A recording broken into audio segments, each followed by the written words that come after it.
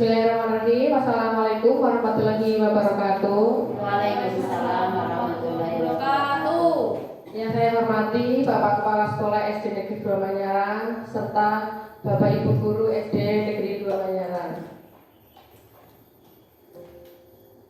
Salam dan bahagia. Kenapa salam dan bahagia Bapak Ibu? Ini merupakan semboyan guru penggerak. Kita kalau bertemu orang supaya mengucapkan salam dan dalam keadaan bahagia selalu.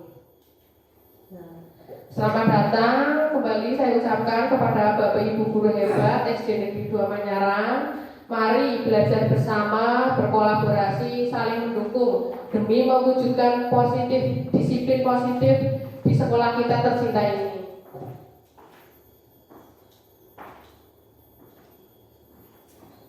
Pada kesempatan ini saya akan menyebarkan pemahaman dan pengalaman dalam penerapan budaya positif. Nah, saya sendiri, Bapak Ibu guru tentunya sudah tahu, saya Bu Kartikowati, calon guru penggerak angkatan 7 dari SD Negeri 2 Manyarang, Kabupaten Boyolali. Sudah kenal nih Bapak Ibu semuanya? Belum. Oh belum perkenalan lagi apa tidak ini? Ya, Ya. terima kasih, saya lanjutkan. Nah, pada kesempatan ini yang akan kita pelajari pada pagi hari ini tentang konsep utama dalam modul budaya positif. Yang pertama tentang perubahan paradigma belajar, kemudian yang kedua disiplin positif, yang ketiga kebutuhan dasar manusia, yang keempat motivasi perilaku manusia, yang kelima posisi kontrol restitusi, yang keenam keyakinan kelas, dan yang ketujuh yang terakhir segitiga restitusi. Nah, seperti yang sudah kita ketahui bahwa mulai tahun ajaran 2022 dan 2023 sekolah kita sudah menerapkan kurikulum yang terbaru, yaitu kurikulum apa nih Bapak Ibu? Iya, betul sekali, implementasi kurikulum merdeka. Nah, pembelajaran dengan paradigma baru itu dirancang berdasarkan prinsip pembelajaran yang terdiferensiasi, sehingga setiap siswa belajar sesuai dengan kebutuhannya dari tahap perkembangan untuk mewujudkan profil pelajar Pancasila. Nah, tentunya Bapak Ibu guru kelas 1 dan kelas 4 sudah tahu apa saja sih tentang profil pelajar Pancasila? Profil pelajar Pancasila ada 6. Ya, coba Bu Ida apa saja? Yang pertama, beriman bertakwa kepada Tuhan Yang Maha Esa dan berakhlak mulia. Yang kedua, mandiri. Yang ketiga, bernalar kritis. Yang keempat, kreatif. Yang kelima, bergotong royong. Lalu yang terakhir adalah kebinekaan global. Terima kasih. Tepuk tangan dulu buat Bu Ida. Itu ya, seperti itu ya Bapak Ibu. Jadi profil pelajar Pancasila itu ada 6. Yang pertama, beriman bertakwa kepada Tuhan Yang Maha Esa dan berakhlak mulia. Kemudian yang kedua itu mandiri. Yang ketiga, bernalar kritis. Yang keempat, kreatif. Yang kelima, bergotong royong. Dan yang keenam itu berkebinekaan global. Nah, dalam penerapan disiplin positif, kita tentunya harus mengetahui apa itu disiplin positif. Nah, dalam budaya kita, makna kata disiplin dimaknai menjadi sesuatu yang dilakukan seseorang pada orang lain untuk mendapatkan peraturan. Tetapi kita cenderung mengembangkan kata disiplin dengan ketidaknyamanan. Biasanya itu kalau disiplin itu berarti sesuatu yang mengikat dan bersifat ketat. Seperti itu nih Bapak Ibu. Nah, kemudian sebagai seorang pendidik, tujuan kita adalah menciptakan anak-anak memiliki disiplin diri sehingga mereka berperilaku sesuai dengan nilai-nilai kebijakan universal dan memiliki motivasi intrinsik, motivasi dari dalam diri mereka, bukan motivasi yang ekstrinsik atau motivasi yang berasal dari luar. Nah, disiplin positif itu sendiri merupakan salah satu cara penerapan disiplin yang bertujuan untuk menuju menumbuhkan kesadaran serta memberdayakan anak-anak untuk melakukan sesuatu tanpa sogokan ataupun ancaman maupun hukuman. Nah, sebelum kita menerapkan disiplin positif di sekolah kita itu harus melakukan atau memenuhi 5 kebutuhan dasar dari peserta didik kita, atau yang dikenal dengan 5 kebutuhan dasar manusia, yaitu kebutuhan akan penguasaan, kebebasan, kesenangan, kasih sayang dan rasa diterima, dan yang terakhir bertahan hidup. Kebutuhan hidup inilah yang nantinya dibutuhkan oleh kita dan anak-anak kita, baik di sekolah maupun di rumah. Nah, di sini peran kita sebagai seorang guru itu menuntun. Menurut Ki Hajar Dewantoro, dalam proses menuntun, anak itu diberi kebebasan. Namun, tugas kita sebagai seorang pendidik itu adalah sebagai pamong dalam memberikan tuntunan dan arahan agar anak tidak kehilangan arah dan membahayakan dirinya. Meskipun kita dalam proses menuntut memberikan kebebasan yang sebebas-bebasnya kepada peserta didik kita, tetapi kita juga peran kita sebagai pamong yang harus memberi tuntunan dan arahan agar anak tidak kehilangan arah dan membahayakan dirinya. Seorang pamong dapat memberikan tuntunan agar anak dapat menemukan kemerdekaannya dalam belajar. Ini yang digembar-gemborkan dalam kurikulum IKM, yaitu kemerdekaan dalam belajar. Ini merupakan sebuah kutipan dari Ki Hajar Dewantoro. Kemudian selain kita sebagai seorang guru itu memberikan tuntunan, kita juga harus memberikan motivasi perilaku manusia. Motivasi itu merupakan suatu dorongan yang timbul pada diri seseorang secara sadar atau tidak sadar untuk melakukan suatu tindakan dengan tujuan tertentu. Seperti yang tadi dijelaskan saya di awal, bahwa motivasi itu dapat timbul dari dalam diri kita sendiri atau intrinsik, dan motivasi yang timbul dari luar ekstrinsik. Ini contohnya, dalam motivasi ekstrinsik kita itu menghindari ketidaknyamanan dan hukuman. Nah, perilaku murid melakukan disiplin diri karena ia takut dihukum. Nah, karena takut dihukum itu merupakan motivasi dari luar. Kemudian mendapatkan imbalan dan penghargaan dari orang lain atau penghargaan dari kita, itu juga merupakan motivasi ekstrinsik. Nah, ini murid biasanya melakukan disiplin diri karena ingin mendapatkan imbalan. Jadi justru motivasi ekstrinsik ini kurang ideal ya. Bagaimana yang ideal? Itu harus kita munculkan motivasi dari dalam diri mereka sendiri, atau yang dikenal dengan motivasi intrinsik. Itu dengan menghargai nilai-nilai kebajikan dari diri mereka sendiri. Bagaimana caranya? Jadi seorang guru itu harus bisa memberikan pemahaman kepada murid bahwa murid itu melakukan disiplin diri karena sadar akan nilai kebajikan dalam dirinya, bukan karena motivasi ekstrinsik tadi berupa hukuman dan atau ingin mendapatkan imbalan dan penghargaan. Nah, konsep disiplin dengan identitas gagal. Biasanya kalau kita melakukan pendisiplinan kepada murid-murid kita, itu melakukan kegiatan apa nih Bapak Ibu? Pemberian apa biasanya? Kalau misalnya anak terlambat datang ke sekolah, terus yang kita lakukan biasanya akan memberikan hukuman memberikan hukuman. Dan ternyata itu merupakan konsep disiplin dengan identitas gagal. Memberikan hukuman itu merupakan konsep disiplin dengan identitas gagal. Seperti tadi, ini merupakan faktor yang dari luar ya. Selain hukuman, ternyata imbalan atau penghargaan ini juga merupakan konsep disiplin dengan identitas gagal. Mengapa hukuman ini merupakan konsep disiplin dengan identitas gagal? Karena dengan hukuman itu akan menyakitkan. Kemudian muncul perasaan tidak nyaman. Murid akan merasa takut, bersifat memaksa, murid menyembunyikan kesalahannya, murid juga menjadi rendah diri. Itu kalau kita melakukan konsep disiplin dan hukuman, itu akan menimbulkan konsep merusak hubungan atau sifat iri, nanti akan terjadi kesenjangan. Kemudian mematikan kreativitas, menghukum dengan sistem ranking dan merampas hak menghargai dirinya. Lalu bagaimana konsep disiplin dengan identitas yang berhasil atau sukses? Nah, ini bisa dilakukan dengan konsekuensi.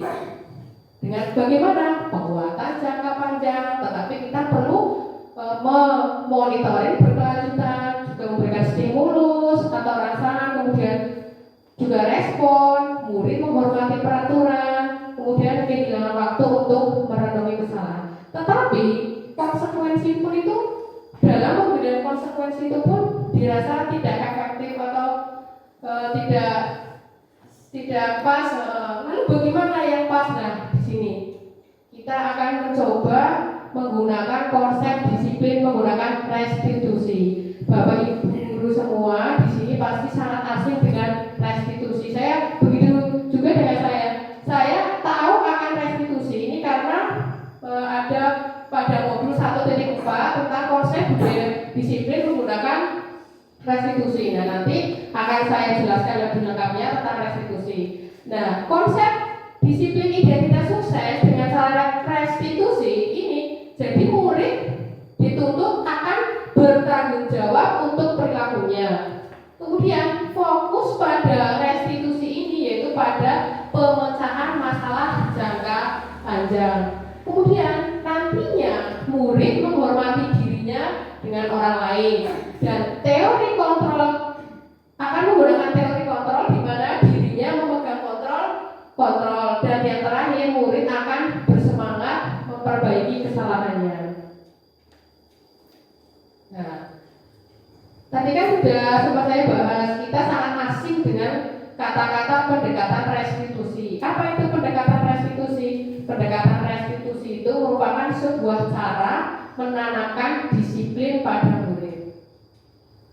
Nah, pengertian restitusi itu sendiri, restitusi adalah proses menciptakan kondisi bagi murid untuk memperbaiki kesalahan mereka. Saya ulangi, restitusi itu adalah proses menciptakan kondisi bagi murid untuk memperbaiki kesalahan mereka, sehingga mereka bisa kembali pada kelompok mereka dengan karakter yang lebih kuat. Ini mereka kembali kepada kelompoknya, maksudnya mereka bisa kembali beradaptasi dengan teman-teman mereka tanpa ada rasa bersalah, dan kembali dengan karakter yang lebih kuat tanpa ada rasa minder. Ini menurut Bosen tahun 2004.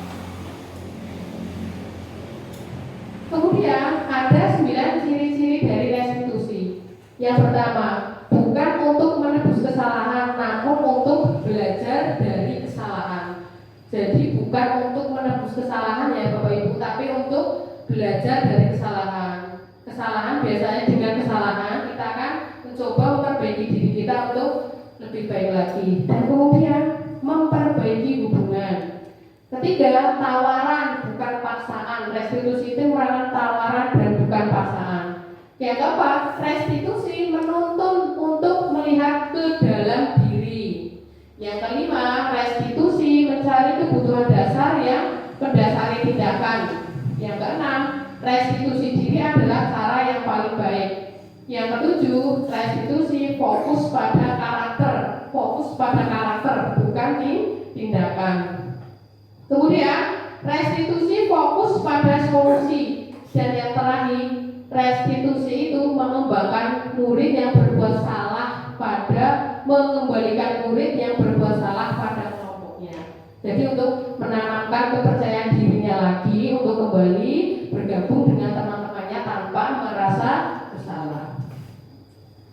Kemudian pada penerapan restitusi ini kita sebagai seorang guru mempunyai 5 posisi kontrol.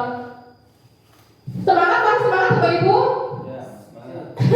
Masih Semangat. Kelihatannya sudah ngantuk. Kalau ngantuk kita peregangan sebentar ya. Ayo Bapak Ibu guru semuanya berdiri. Dimohon berdiri. Kita akan melakukan sudah siap ya? Coba satukan kedua tangan semuanya. Sudah. Kemudian angkat ke atas. Ke atas, ke atas. Dorong samping kiri. Terus ke samping kanan. Kembali lagi. Sudah enak kan? Ya, terima kasih. Kalau sudah, saya lanjutkan ya. Contoh penerapan 5 posisi kontrol nih. Ada sebuah kasus siswa terlambat masuk sekolah pada saat pembelajaran sudah dimulai. Nah, di sini kita memiliki 5 posisi kontrol. Yang pertama penghukum. Tadi sebetulnya penghukum itu tidak efektif ya. Tapi kadang kalau kita sebagai seorang guru itu lemah, maksudnya tidak punya wibawa, terlalu santai, nanti juga akan disepelekan. Jadi dalam proses penghukum ini masih tetap boleh dilaksanakan. Kemudian selain penghukum, kita juga menerapkan posisi kontrol yang selanjutnya, yaitu pembuat merasa bersalah. Kita memposisikan diri sebagai teman, kemudian sebagai pemantau dan manajer. Nah, ini contoh kalimat kita pada saat posisi penghukum: patuhi aturan sekolah, lalu berdiri di depan kelas, biasanya seperti itu. Kemudian kalau yang pembuat merasa bersalah, kita bisa mengucapkan kalimat: berapa kali Bu Guru harus memberitahu kamu, Bu Guru kecewa sama kamu. Dan dengan mengucapkan kata-kata seperti itu pasti akan timbul kekecewaan pada peserta didik kita. Kemudian kalau kita menempatkan diri sebagai teman, ayolah yang tertib, buat Bu Guru bangga, kali ini tidak apa-apa kamu salah. Nah, kata-kata seperti ini kan kita menempatkan posisi diri kita seperti seorang teman dengan murid-murid kita. Kemudian sebagai pemantau, kamu sudah melanggar, apa peraturan dan konsekuensinya. Dan yang terakhir, posisi sebagai manajer, apakah kamu tahu kesalahanmu? Kira-kira bagaimana kamu akan memperbaiki kesalahan itu? Melakukan disiplin positif di sekolah kita, biasanya setiap kelas itu diharapkan membuat keyakinan kelas. Keyakinan kelas, mengapa kok keyakinan kelas? Mengapa tidak peraturan saja? Mengapa harus keyakinan kelas? Karena untuk mendukung motivasi intrinsik motivasi yang berasal dari dalam, kembali ke nilai-nilai atau keyakinan-keyakinan, lebih menggerakkan seseorang dibandingkan mengikuti serangkaian peraturan-peraturan. Kemudian, nah ini contohnya contoh keyakinan atau kesepakatan kelas yang bisa kita buat. Yang pertama nih, keyakinan kelas: melaksanakan piket kelas, kemudian berdoa sebelum dan sesudah belajar, berpakaian rapi dan menjaga kebersihan, bersikap sopan dan hormat kepada semua orang, meminta izin, mendengarkan guru dengan baik. Nah, ini kan mudah sekali dibuat. Nah, terus apa sih bedanya antara peraturan-peraturan dan keyakinan kelas? Kira-kira bedanya di mana ini? Peraturan dan keyakinan kelas. Kalau peraturan bersifat memaksa, keyakinan kan dari diri sendiri. Iya, betul. Terima kasih. Nah, kalau peraturan, betul sekali ya. Terima kasih Pak Yanto dan Pak Endro. Kalau peraturan itu juga betul bersifat memaksa. Dan biasanya yang membuat peraturan itu siapa nih Pak Bu? Iya, betul. Peraturan itu yang membuat sekolah. Sedangkan keyakinan kelas ini dibuat secara berkolaborasi. Jadi kita melibatkan siswa dalam membuat keyakinan kelas. Biasanya peraturan kita yang buat atau sekolah yang buat. Dalam pembuatan keyakinan sekolah, siswa dilibatkan dalam pembuatannya. Kemudian, bagaimana pembentukan keyakinan kelas? Yang pertama, lebih abstrak dari peraturan. Yang keyakinan, buatlah keyakinan yang lebih abstrak, yang mudah dipahami. Kemudian, berupa pernyataan yang universal, pernyataan yang sifatnya universal atau umum. Kemudian dibuat dalam bentuk yang positif, kata-kata yang positif dan kata-kata yang membangun. Kemudian sedikit saja agar mudah dilihat. Kalau peraturan kan bla bla bla bla bla bla terlalu panjang, itu malah tidak efektif dan efisien, tidak sulit untuk diingat. Tapi kalau sedikit saja seperti yang saya contohkan tadi, malah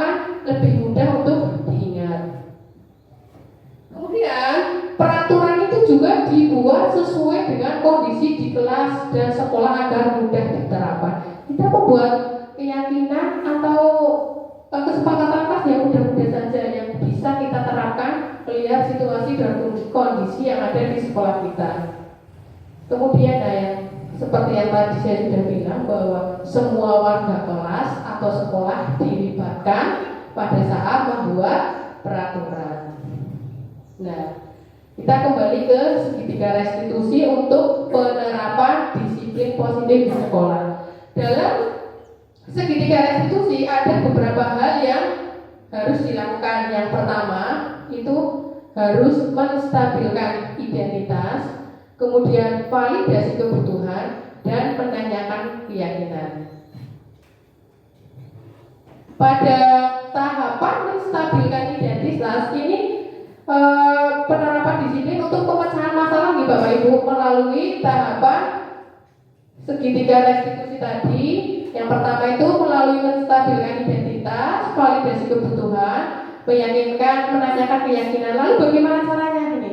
Pada tahap menstabilkan identitas untuk membuat anak yang merasa gagal karena berbuat salah menjadi positif terhadap dirinya. Meskipun anak sudah berbuat salah dan merasa gagal, tetapi dengan menstabilkan identitas akan merasa anak menjadi positif, terhadap dirinya. Nah, guru bisa berkata seperti ini: berbuat salah itu hal yang manusiawi, tidak ada masalah, tidak ada manusia yang sempurna. Bapak Ibu juga pernah berbuat salah. Kita pasti bisa menyelesaikan permasalahan ini. Terus kemudian Bapak atau Ibu tidak tertarik untuk mencari tahu siapa yang benar, siapa yang salah. Bapak Ibu guru lebih tertarik untuk menyelesaikan masalahnya. Kemudian kalau kamu menyalahkan dirimu sendiri terus-menerus, apakah kamu bersikap baik pada dirimu sendiri? Nah, ini kan kata-kata yang sangat bagus dan bijaksana dalam menstabilkan identitas. Kemudian setelah menstabilkan identitas, kita akan memvalidasi kebutuhan. Nah, di sini membantu murid mengenali basic need atau kebutuhan dasar yang ingin dipenuhi ketika melakukan kesalahan itu. Pada dasarnya, setiap tindakan manusia itu mempunyai tujuan. Nah, tujuannya adalah memenuhi basic need atau kebutuhan dasar yang ingin dipenuhi. Apakah itu? Apakah itu power, freedom, love and belong, fun, atau survival? Kemudian pada tahapan ini guru bisa berkata, kamu bisa saja akan melakukan hal yang lebih buruk, tapi apakah kamu tidak melakukan kan? Tapi kamu tidak melakukannya kan? Nah, kemudian kamu pasti punya alasan mengapa melakukannya. Kamu pasti punya alasan mengapa tadi melakukan perbuatan salah yang dilakukan tadi. Kemudian bisa juga guru berkata, kamu boleh tetap berusaha menjaga sikap itu, tapi tambahkan sikap yang lain yang baru. Atau bisa, maukah kamu belajar cara lain untuk mendapatkan yang kamu butuhkan tanpa harus memukul ini. Apakah kamu bisa melakukan dengan lebih baik besok lagi? Nah, ini guru bisa menggunakan kata-kata yang seperti ini. Terus kemudian tahapan yang terakhir yaitu menanyakan keyakinan. Di tahap ini anak melihat kesalahannya dihubungkan dengan norma sosial dan nilai-nilai yang mendasari manusia berinteraksi dengan orang lain. Nah, pada tahapan ini, pada tahapan menanyakan keyakinan, guru bisa berkata, apa nilai yang kita pelajari di kelas atau di sekolah? Kemudian nilai-nilai universal apa yang telah kita sepakati? Ini terkait dengan kesepakatan kelas yang sudah kita buat. Terus kemudian kelas yang ideal itu seperti apa sih? Kamu ingin jadi anak seperti apa? Apa yang kamu rasakan? Kemudian ketika kamu melakukan itu, kamu menjadi orang yang seperti apa? Nah, kita bisa menanyakan hal-hal seperti ini. Nah, ini contoh penerapan segitiga restitusi yang sudah saya terapkan di sekolah kita. Kemarin saya membuat 2 skenario. Ini skenario 1 yang sudah saya buat. Sebelum melihat video, saya akan menceritakan sedikit tentang skenario-nya. Jadi di sini ada dua orang anak yaitu Dista dan Nindi. Nah, pada suatu pagi Dista itu sedang melaksanakan tugas piket menyapu ruang kelas seperti biasa. Kemudian datanglah Nindi masuk ke kelas tanpa menghiraukan Dista yang sedang menyapu. Otomatis kalau datang kan sampah-sampah yang sudah disapu kan ketendang-tendang dan kelasnya kotor lagi. Di sini Dista itu merasa tidak terima, maka terjadilah cekcok antara mereka berdua. Kemudian karena bu gurunya tahu, lalu apa yang dilakukan bu guru? Nah, saya coba menerapkan contoh penerapan segitiga restitusi.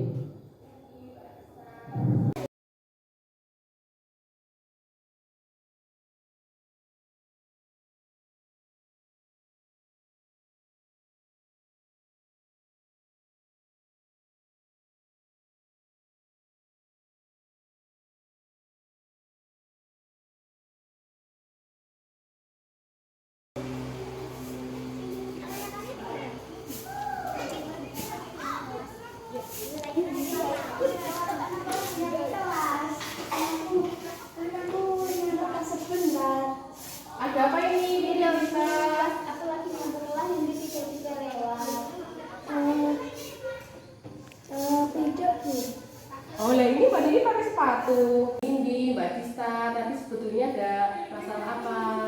Saya sedang melakukan punya tiba-tiba ini lewat. Betul seperti itu Mbak Nindi. Saya tidak sengaja, saya cuma naruh tas. Oh, tidak sengaja Mbak Dista. Tadi Mbak Nindi sempat berbohong ya, tapi sekarang sudah mengakui kesalahan, sudah berkata jujur. Sebetulnya Mbak Nindi itu sudah menjadi teman yang baik apa belum untuk dirinya sendiri?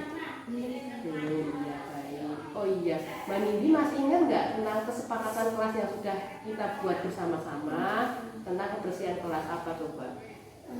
Bersih, nyaman, tidak ada sampah. Iya, kelas yang tentang kebersihan kelas ya. Nah, menurut Mbak Nindi, kelas yang ideal atau kelas yang baik itu kelas yang seperti apa? Bersih, nyaman, tidak ada sampah. Iya betul. Sekarang Mbak Nindi sudah memahami ya bahwa kelas yang baik itu kelas yang bersih, nyaman, tidak ada sampah. Sudah paham berarti ya?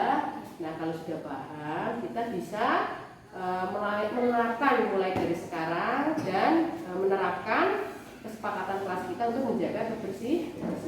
Lalu karena tadi Mbak Nindi sudah melakukan kesalahan sama Mbak Dista, sebaiknya kalau orang melakukan kesalahan harus berbuat bagaimana?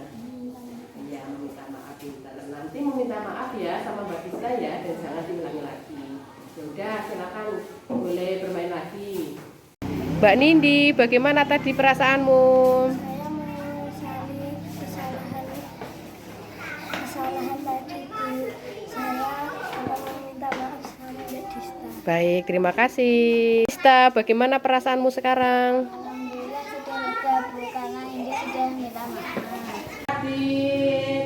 Tadi teman-temanmu itu ada yang ke kantor bilang kalau Mas Radit habis mendorong Ferry sampai jatuh dan berdarah. Betul atau tidak?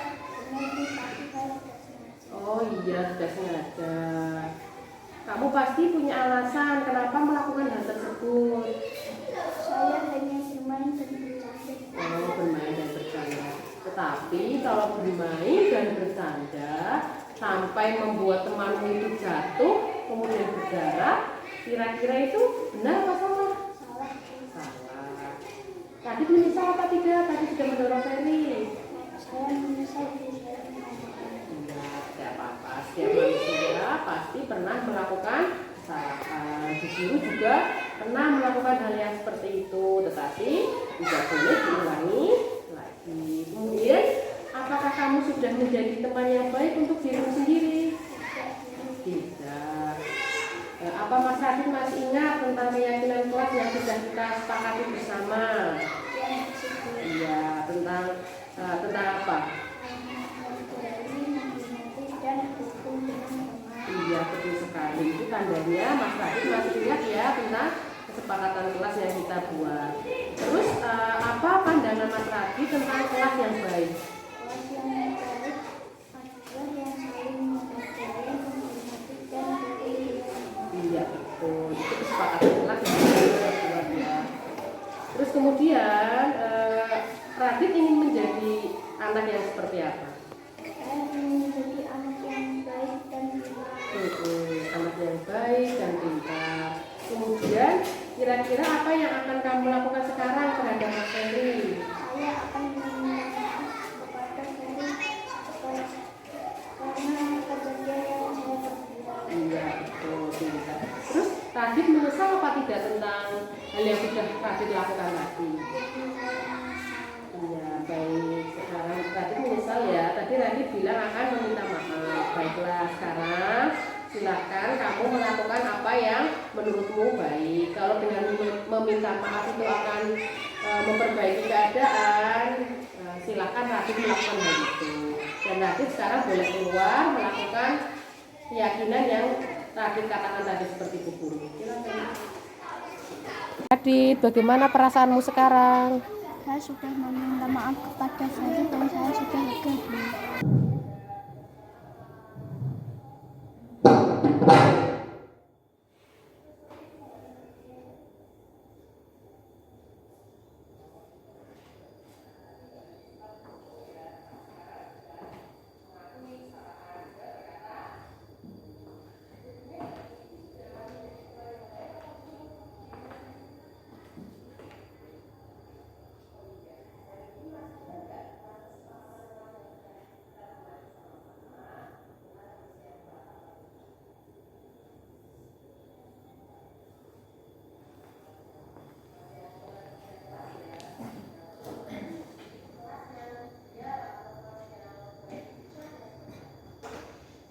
Ya, terima kasih. Kurang lebihnya videonya seperti itu. Kemudian di sini nih tahapan-tahapan yang sudah saya lakukan seperti yang tadi saya mencoba menggunakan metode segitiga restitusi. Yang pertama itu validasi tindakan. Di sini Bu Guru menanyakan kembali terhadap sikap Nindi yang telah dilakukan. Tadi karena tanpa menghiraukan bisa masuk begitu saja, kemudian kelas menjadi kotor, Bu Guru menanyakan sikapnya itu sudah benar atau salah. Pada awalnya Nindi itu mencoba berbohong dengan beralasan cuma ingin meletakkan tas, kemudian akan keluar lagi. Tetapi akhirnya setelah Bu Guru menanyakan dan akhirnya Nindi pun mengakui kesalahannya. Dan kemudian tahap yang setelah validasi tindakan, saya pun akhirnya melakukan tahapan yang kedua, menstabilkan identitas. Di sini Bu Guru yang namanya anak ya, kadang kita harus mendengarkan keluh kesah anak didik kita. Di sini saya pun seperti itu, mencoba mendengarkan dengan sabar pernyataan dari Nindi dan memberikan pemakluman. Kemudian saya pun memberikan penguatan seperti tadi tahapan segitiga restitusi pada tahap menstabilkan identitas, bahwa manusia tidak sempurna dan pasti pernah melakukan kesalahan. Bu Guru berharap Nindi tidak melakukannya lagi. Kemudian yang terakhir, tahapan yang terakhir itu menanyakan keyakinan yang berkaitan dengan kesepakatan kelas tentang kebersihan. Nah, di sini Bu Guru menanyakan, Mbak Nindi, ingat tidak tentang keyakinan kelas yang sudah kita sepakati tentang kebersihan kelas? Nah, Nindi pun menjawab, masih Bu. Apa keyakinan kelasnya? Nah, tentang menjaga kebersihan kelas. Ini kesepakatan kelas yang sudah dibuat sebelumnya. Bagus, berarti masih ingat. Nah, Bu Guru pun bertanya kembali, apa bayanganmu tentang kelas yang ideal? Nah, kelas yang ideal itu kelas yang rapi, bersih, nyaman, dan tidak ada sampah berserakan seperti itu. Ini cara-cara, contoh cara-cara dalam melaksanakan kegiatan penyelesaian disiplin positif melalui restitusi. Nah, sampai di sini ada yang perlu ditanyakan Bapak Ibu? Sudah jelas nggih, kurang lebihnya seperti itu. Terus dalam penerapan program disiplin positif, hendaknya guru memiliki standar kepribadian profesional dan sosial yang baik. Ini perlu sedikit saya garis bawahi ya. Program disiplin positif hendaknya guru memiliki standar sosial yang baik. Standar sosial yang baik seperti kita sudah tahu betul ya, bahwa Bapak pendidikan kita, Bapak Ki Hajar Dewantoro, dan trilogi pendidikannya itu sudah sangat populer. Saya yakin semuanya Bapak Ibu guru juga tahu. Ada 3 pendidikan dari Bapak Ki Hajar Dewantoro apa saja nih Pak Bu?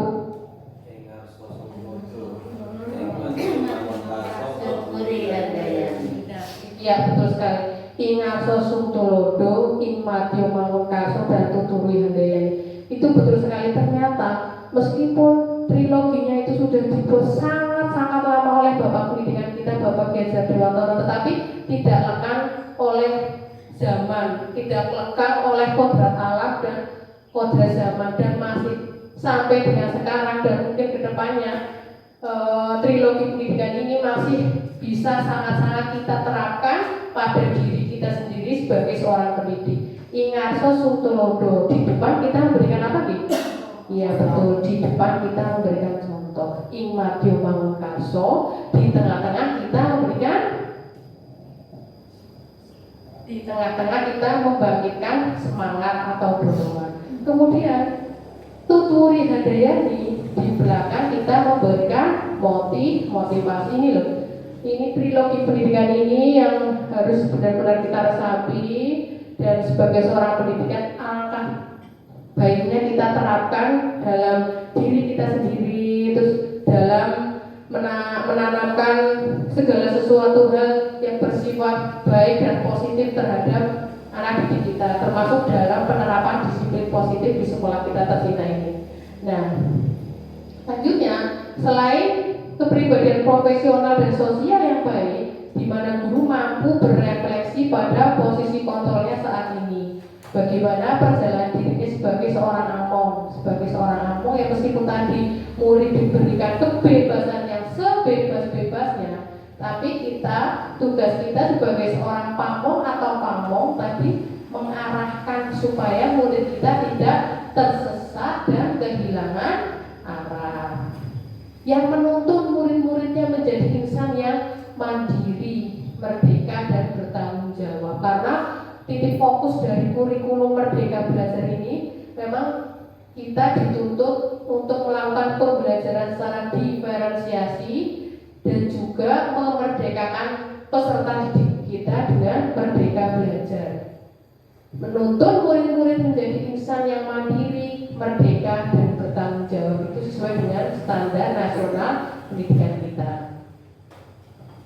Nah, terima kasih Bapak Ibu Guru atas kehadirannya pada pagi hari ini. Semoga sesi belajar kali ini membawa manfaat sehingga mewujudkan profil pelajar Pancasila. Salam merdeka dan salam bahagia bagi kita semua. Terima kasih. Semangat nih Bapak Ibu Guru. Terima kasih. Demikian presentasi dari saya. Wassalamualaikum warahmatullahi wabarakatuh. Waalaikumsalam warahmatullahi wabarakatuh. Terima kasih Bapak Ibu PNS.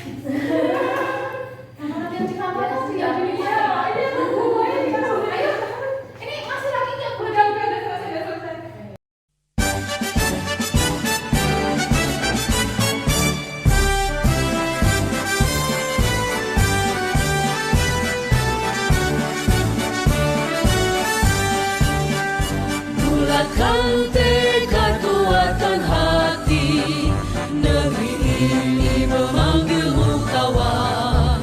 Belajar, bergerak, berbagi untuk negeri, guru penggerak majukan pendidikan. Guru penggerak menghamba pada murid, kreatif rancang pembelajaran. Hargai potensi, tingkatkan prestasi, lahirkan profil pelajar Pancasila. Belajar, bergerak, berbagi untuk negeri, kita menjalin kolaborasi. Belajar, bergerak, berbagi untuk negeri, demi bakti pada Ibu Pertiwi.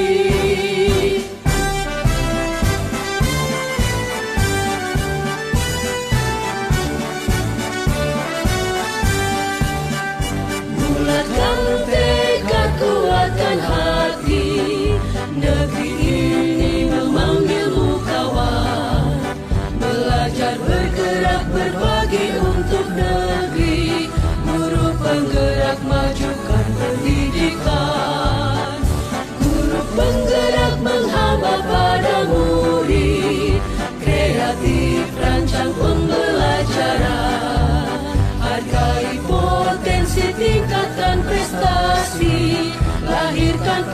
berpeluang.